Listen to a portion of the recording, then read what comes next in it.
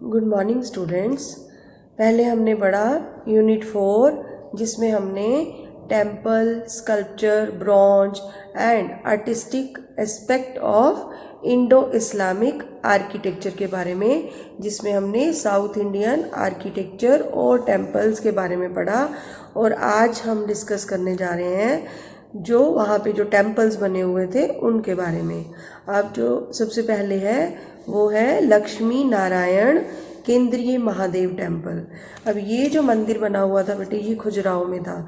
खजुराहो में बहुत सारे मंदिर बने हुए थे, लगभग 200 के करीब। उसमें से हमें 30 मंदिर जो ऐसे हैं जो बिल्कुल कंप्लीट हैं, जो बहुत अच्छी जिसको कहोगे अवस्था में है।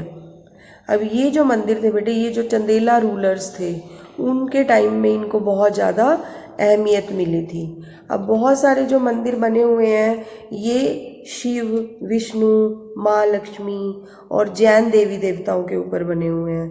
अब ये जो मंदिर है बेटे, ये एक बहुत बड़े प्लेटफॉर्म, ऊंचे प्लेटफॉर्म के ऊपर बने हुए हैं।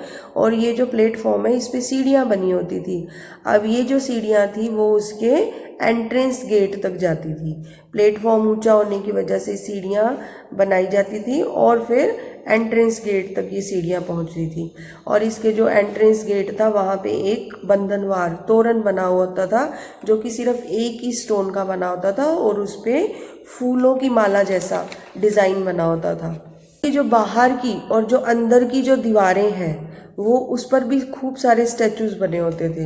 और इनके जो बॉर्डर के पैनल्स थे उस पे बहुत सारे एनिमल्स बने होते थे, जैसे हाथी, घोड़े बने होते थे। और ये जो सारे एनिमल्स बने होते थे एक जुलूस की तरह डिपिक्ट किया गया था इनको, और हमारे धर्म से रिलेटेड होते थे।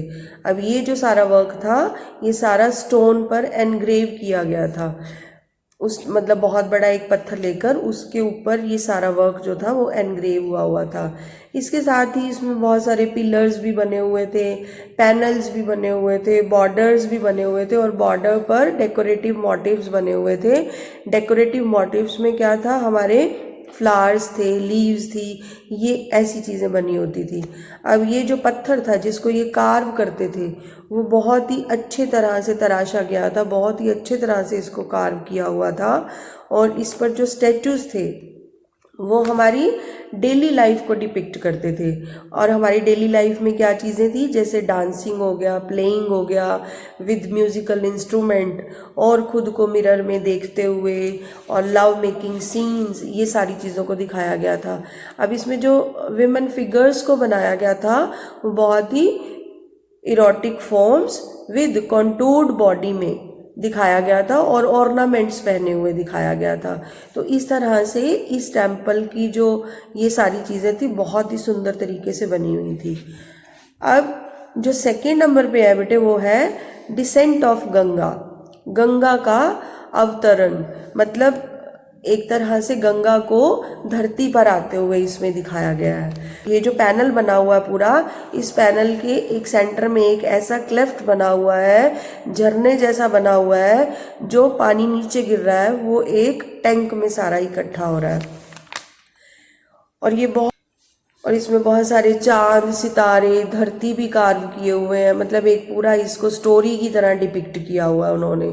और इसके साथ ही कुछ एनिमल्स भी हैं जिसमें monkey, lions, elephants, deer, along with god और देवी देवताओं के साथ एक स्टोरी को जो दिखा रहे हैं वो इसमें ये सारी चीज़ें बनी हुई हैं, जिसमें देवी देवताओं के साथ एनिमल्स को भी दिखाया हुआ है और मेडिटेशन करते हुए दिखाया हुआ है इन देवी देवताओं को। तो जो फिगर है बेटे वो उनमें क्या बने हुए हैं, एक भगीरथ का फिगर बना हुआ है और एक अर्जुन का फिगर बना हुआ है, जो एक टांग पर खड़े होकर के प्रे कर रहे हैं। आपने ये स्टोरी भी सुनी होगी, इसमें वो गंगा को नीचे बुलाते हुए दिखाए गए हैं, प्रे करते हुए। इस तरह से वो प्रे करते हुए गंगा को नीचे बुलाते हुए दिखाए गए हैं।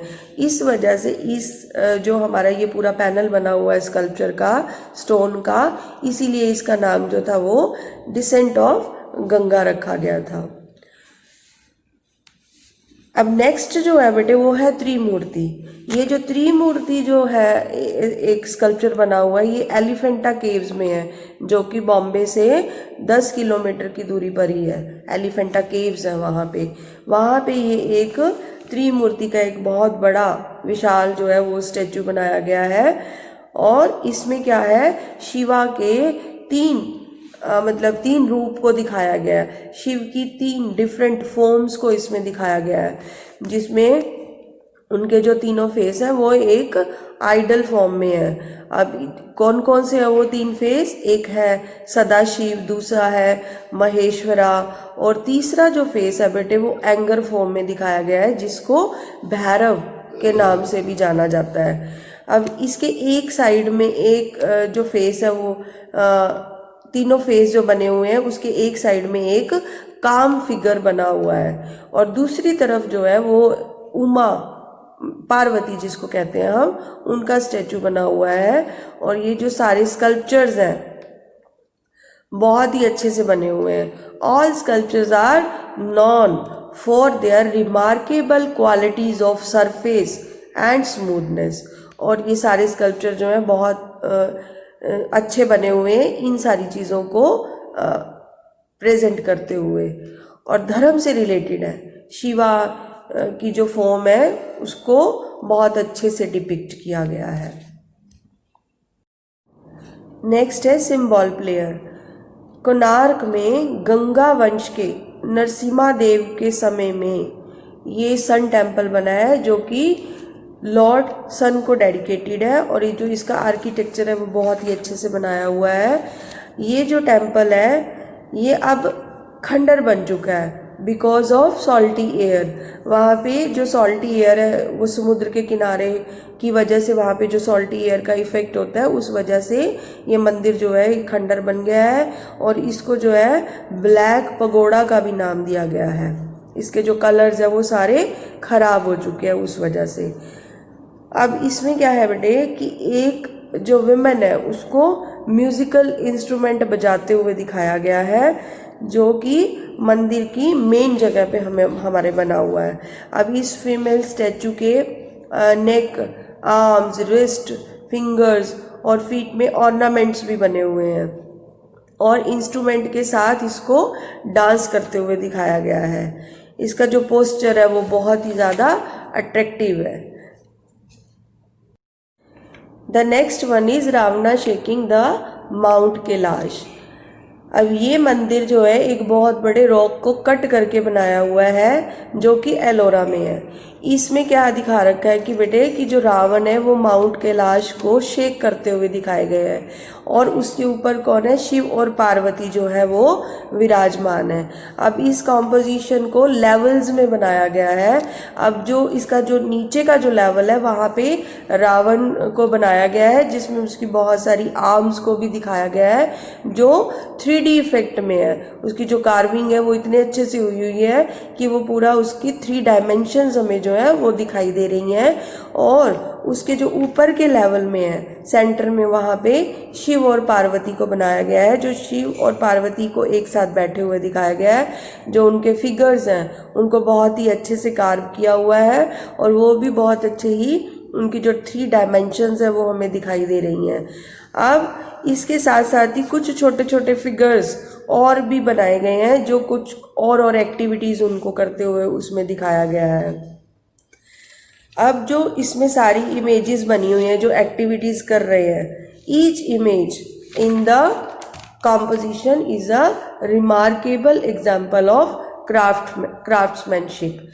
मतलब वहाँ जो भी स्कल्पटर थे उन्होंने यहाँ पे जो भी स्टैचूज बनाए थे वो बहुत ही अच्छे से बने हुए थे, जो आज भी हमें बहुत ही अच्छे से देखने को मिलते हैं। तो ये जो कुछ स्कल्पचर्स के बारे में आज हमने डिस्कस किया, नेक्स्ट पार्ट में हम कुछ और स्कल्पचर्स को डिस्कस करेंगे। Thank you.